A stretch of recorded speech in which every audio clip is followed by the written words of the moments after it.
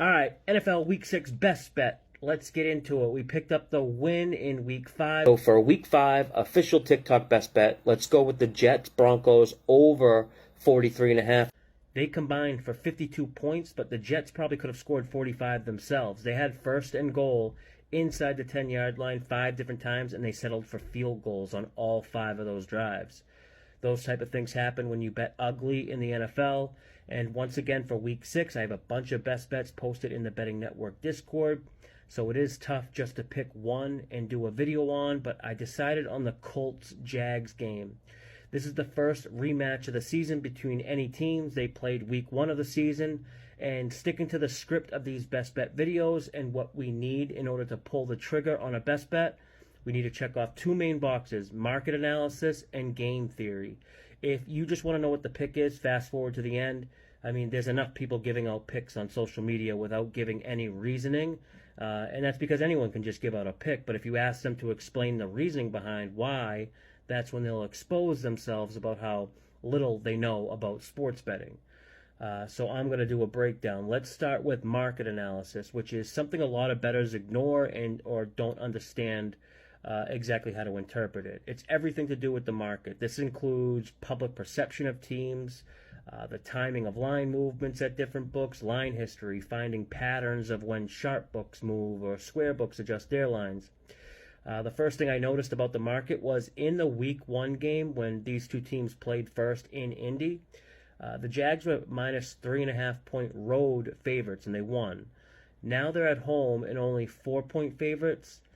Seems kind of fishy here, trappy on the Jags. Only a half-point adjustment from being on the road and winning by double digits to now at home. And if we look at the line movement here, we can see the line has been adjusted down in favor of the Colts from the opener of 5.5 to the current line of 4. Isn't a crazy adjustment from 5.5 to 4, as they're semi-dead numbers. Didn't cross any key numbers, but does show market agreement on the Colts, and the sportsbooks are attempting to make the Jags look more appealing to bettors. Money line is pretty interesting too here. Jags were minus 235 on the opener earlier in the week and has steadily dropped down, even with action coming in on the Jags at almost 70%. So I think we have enough here to check off the market analysis box. And if you haven't figured it out yet, I'm going with the Colts here. They're in a pretty solid historical trend spot, too. Divisional road dogs have been a profitable subset in the NFL for basically any time range from 2005 or since 2015, winning roughly 55% of the time. And if you add in the same season revenge angle, a divisional dog with revenge, it's a 58% win spot against the spread since 2005. Now let's talk some game theory here.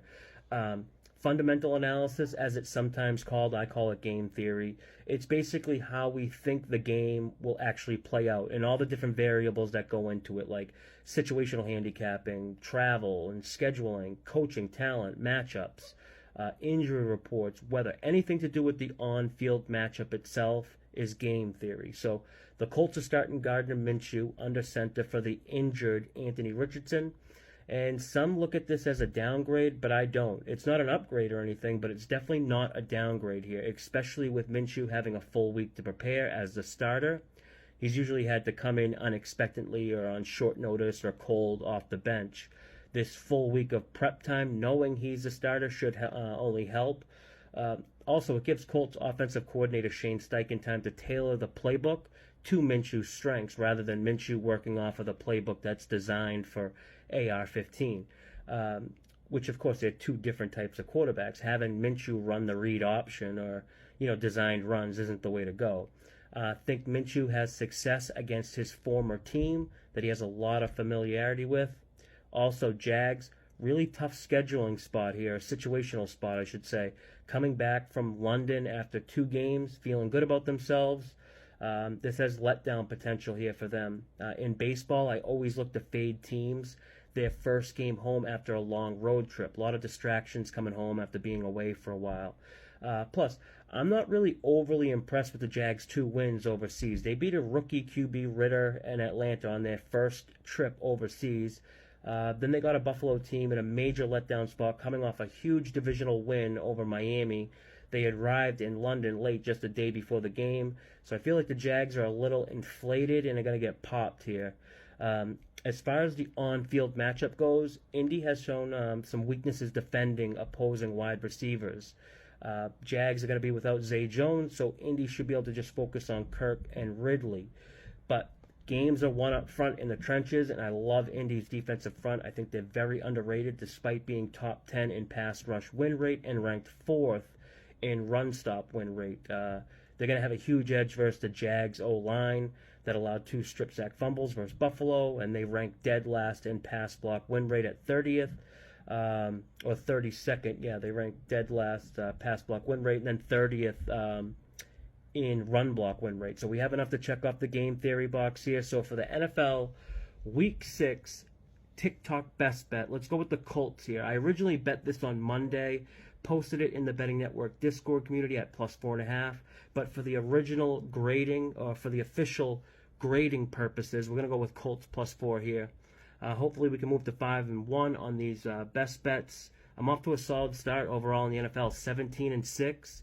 For access to all my plays, join the Betting Network Discord. Invite link is in my bio. That's all I got for this one. Until next time, good luck with your bets.